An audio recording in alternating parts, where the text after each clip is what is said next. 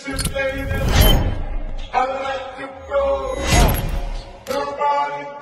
bitch in the crib, ma, drop it like it's hot.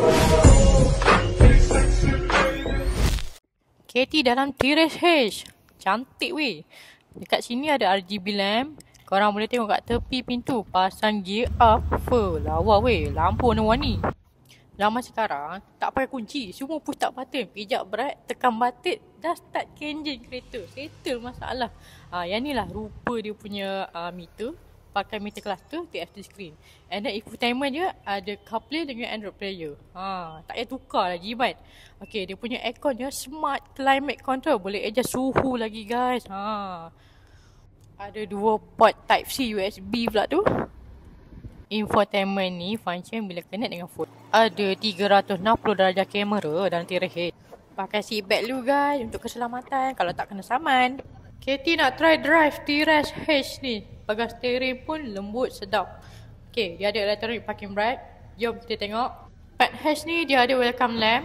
And then ada 360 darjah parking assist. Nak releasekan parking, tekan button.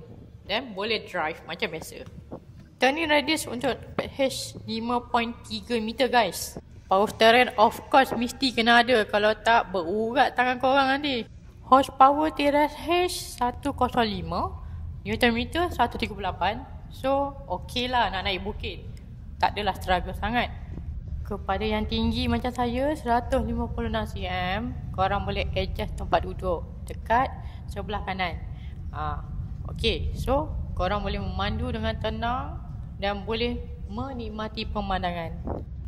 Katie dah rasa test drive produk T-Rex H. Macam mana pula dengan anda? Jom datang ke outlet kita di Perodua 3, Selayang Utara, Batu Kes, Selangor. Boleh walk in, appointment pun boleh. Tak ada masalah.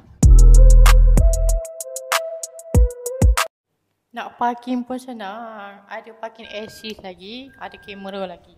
Korang tak perlu takut-takut dah tengok side mirror.